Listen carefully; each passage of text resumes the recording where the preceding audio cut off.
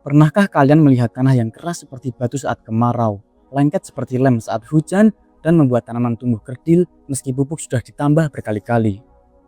Banyak orang langsung berkata, tanah ini jelek, tanah ini mati, tanah liat tidak cocok untuk bertani. Tapi bagaimana jika selama ini masalahnya bukan pada tanahnya, melainkan cara kita memperlakukannya? Karena di banyak tempat paling subur di dunia justru berdiri di atas tanah liat. Tanah liat memang sulit diolah, ia berat, padat, air sulit masuk, akar sulit bernafas. Namun di balik semua kesulitannya, tanah liat sebenarnya menyimpan sesuatu yang tidak dimiliki tanah ringan.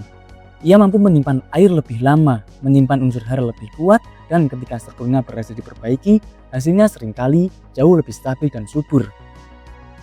Video ini bukan sekedar membahas cara menggemburkan tanah keras, tetapi tentang bagaimana memahami tanah, membaca tanda-tandanya, dan menghidupkannya kembali secara perlahan.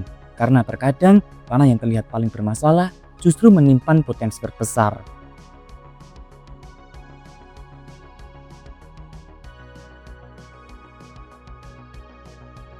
Di banyak desa, tanah liat sering mendapat reputasi buruk.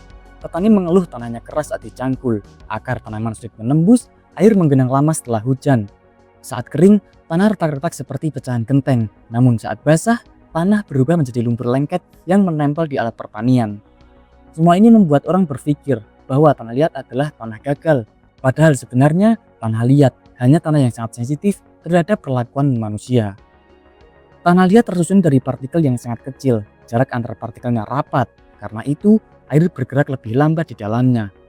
Saat basah, partikel-partikel kecil ini saling menempel sangat kuat, itulah sebabnya tanah menjadi lengket dan berat.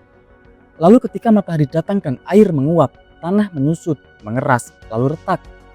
Banyak orang mencoba mengatasi masalah ini dengan membajak terus-menerus, semakin keras tanah, semakin sering diolah. Padahal justru disinilah masalah besar sering dimulai, karena tanah liat yang dibajak saat masih basah akan kehilangan struktur alaminya. Bayangkan seperti adonan tepung yang diinjak-injak, awalnya mungkin terlihat lembut, tapi ketika mengering, ia berubah menjadi padatan keras. Itulah yang terjadi pada banyak sawah dan kebun. Tanah sebenarnya punya struktur alami berupa rongga-rongga kecil. Rongga ini penting untuk udara, air, dan kehidupan mikroba. Tetapi saat tanah basah dipaksa diolah, rongga-rongga itu runtuh. Akhirnya, tanah menjadi padat seperti semen. Inilah alasan mengapa sebagian lahan terasa semakin keras dari tahun ke tahun, meski sudah dicangkul berkali-kali. Masalah lainnya adalah injakan dan tekanan berat, traktor besar, alat berat, atau bahkan pijakan berulang di lahan basah bisa membentuk lapisan keras di bawah permukaan tanah. Lapisan ini sering disebut hard pan. Akar tanaman akhirnya hanya tumbuh dangkal. Begitu kemarau datang, tanaman cepat stres karena akar tidak mampu mencari air lebih dalam. Petani lalu menambah pupuk lebih banyak, namun hasilnya tetap tidak maksimal. Karena masalah utamanya bukan kurang pupuk, tetapi tanah kehilangan ruang hidup. Dan inilah hal penting yang jarang dibicarakan, bahwa tanah bukan sekedar media tempat tanaman berdiri. Tanah adalah ekosistem hidup. Di dalam 1 gram tanah sehat, ada jutaan mikroba, ada jamur, ada bakteri baik, ada cacing, ada rongga udara, ada proses biologis yang bekerja diam-diam setiap hari. Ketika tanah terlalu padat, semua kehidupan itu mulai melemah. Air tidak bergerak normal, oksigen berkurang, akar sesak, dan mikroba mati perlahan. Tanaman akhirnya hanya bertahan hidup, bukan tumbuh dengan optimal. Dan ironisnya, tanah liat sebenarnya sangat kaya mineral. Ia mampu menyimpan nutrisi lebih baik dibanding banyak tanah berpasir. Tetapi potensi itu terkunci karena struktur tanah rusak. Ibarat gudang penuh makanan, tetapi pintunya terkunci rapat. Dan banyak orang tidak sadar bahwa mereka sebenarnya sedang berdiri di atas harta karun.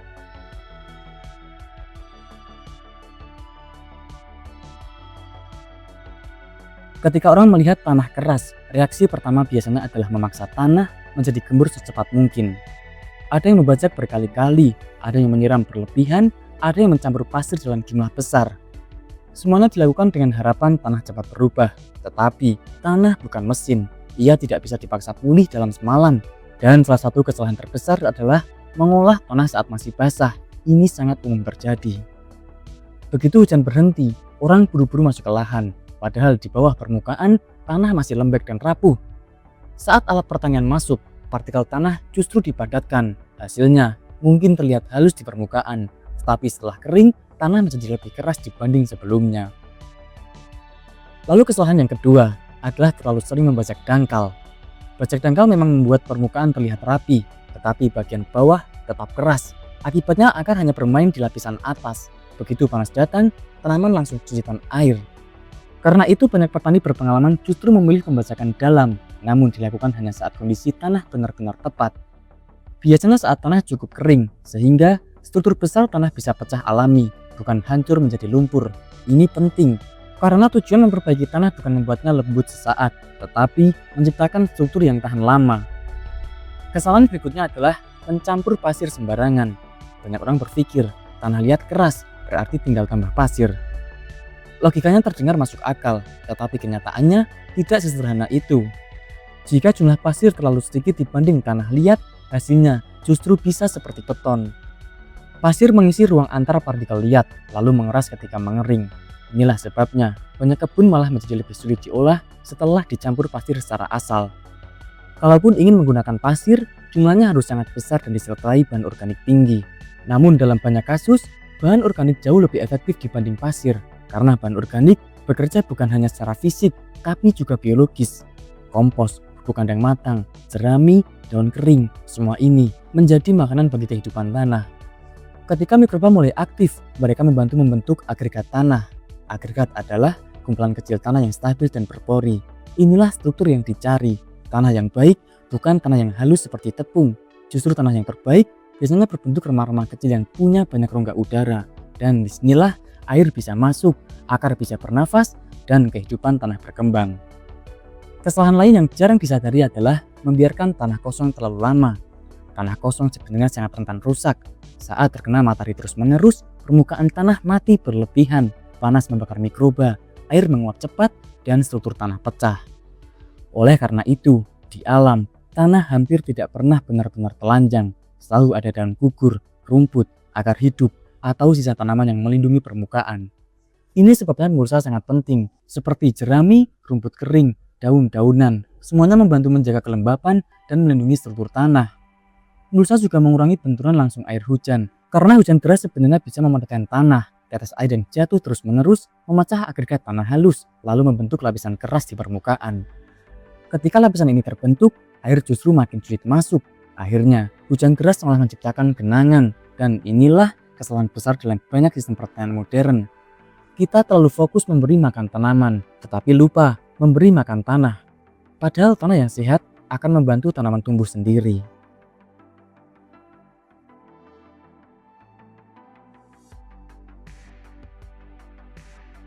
Ada cara memperbaiki tanah yang hampir tidak bersuara, tidak memakai mesin besar, tidak membutuhkan biaya mahal, tetapi dampaknya bisa luar biasa, yaitu menggunakan tanaman pembelah tanah. Banyak orang tidak sadar bahwa akar tanaman sebenarnya adalah bekerja di bawah tanah. Mereka menembus lapisan keras, membuka jalur udara, mengangkat mineral dari bawah, dan memberi makan mikroba melalui cairan akar. Setiap akar yang tumbuh sedang membangun kehidupan di bawah permukaan. Beberapa tanaman bahkan sangat ahli menghancurkan tanah padat, misalnya lubak pilage atau daikon. Akarnya besar dan kuat, ia mampu menembus lapisan keras seperti bor alami. Ketika akar itu membusuk, tertinggal lubang-lubang vertikal di tanah. Lubang ini menjadi jalan bagi air dan akar tanaman berikutnya. Ada juga tanaman legum seperti kacang-kacangan. Mereka membantu menambah nitrogen alami ke tanah. Akar mereka bekerja sama dengan bakteri pengikat nitrogen. Ini membuat tanah perlahan menjadi lebih hidup. Rumput tertentu juga sangat berguna. Akar serabutnya membentuk jaringan rapat yang membantu menciptakan struktur remah. Semakin beragam akar di tanah, semakin kompleks kehidupan di bawahnya. Inilah mengapa rotasi tanaman sangat penting. Tanah yang ditanami jenis tanaman sama terus-menerus cenderung kehilangan keseimbangan biologis. Sementara pergantian tanaman membantu menciptakan variasi makanan bagi mikroba tanah. Dan ketika mikroba beragam, tanah menjadi lebih stabil. Ada hal menarik yang sering terjadi di lahan yang mulai pulih. Awalnya air menggenang lama, tetapi setelah beberapa musim menggunakan tanaman penutup dan bahan organik, air mulai lebih cepat meresap. Tanah terasa lebih ringan, cacing mulai muncul. Itu tanda kehidupan kembali. Cacing tanah adalah indikator penting. Mereka membuat terowongan kecil yang membantu sirkulasi udara dan air. Kotoran cacing juga kaya nutrisi dan mikroba. Namun cacing tidak suka tanah mati. Mereka datang ketika tanah mulai nyaman untuk dihuni. Dan salah satu cara tercepat mengundang cacing adalah memberi makan tanah dengan bahan organik. Sekarang pertanyaannya, jika seseorang memiliki lahan keras hari ini, apa yang bisa dilakukan? Langkah pertama adalah berhenti memusuhi tanah. Jangan menganggap tanah sebagai benda mati yang harus dipaksa tunduk. Mulailah mengamati, perhatikan kapan tanah terlalu basah, perhatikan kapan mulai retak, perhatikan bagian yang paling padat. Tanah selalu memberi tanda. Langkah kedua, hindari mengolah tanah saat basah. Ini mungkin aturan paling penting. Jika tanah masih bisa dibentuk seperti plastik cuci tangan, berarti terlalu basah untuk diolah. Tunggu sampai kadar airnya tepat. Saat kondisi pas, struktur tanah bisa dipecah alami tanpa merusak pori-pori di dalamnya. Lalu langkah ketiga, gunakan pembajakan dalam secara bijak bila diperlukan. Tujuannya bukan membalik tanah terus-menerus, tetapi memecah lapisan padat agar akar dan air bisa masuk lebih dalam.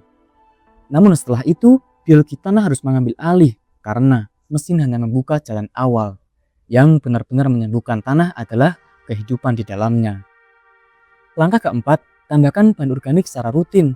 Kompos matang sangat baik, pupuk kandang matang juga bagus. Tetapi ingat, pupuk kandang yang belum matang bisa merusak akar dan mengganggu keseimbangan tanah. Gunakan bahan yang sudah stabil, tambahkan sedikit demi sedikit tetapi rutin. Tanah sehat dibangun seperti menabung, bukan sekali langsung jadi. Jerami juga sangat penting, biarkan permukaan tanah tertutup. Mulsa membantu menjaga kelembapan, suhu, dan kehidupan mikroba. Selain itu, mulsa perlahan berubah menjadi humus. Dan humus adalah salah satu komponen paling penting dalam tanah subur. Ia membantu tanah menahan air tanpa menjadi becek. Ia juga membantu menyatukan partikel-partikel tanah menjadi struktur yang stabil. Lalu langkah berikutnya, tanam akar hidup sesering mungkin. Jangan biarkan tanah kosong terlalu lama. Tanaman penutup tanah bisa menjadi obat alami. Akar mereka membantu memperbaiki struktur, bahkan ketika tidak ada tanaman utama. Dan yang paling penting, bersabar. Banyak orang menyerah karena ingin hasil instan. Padahal, tanah yang rusak bertahun-tahun tidak bisa pulih dalam beberapa minggu.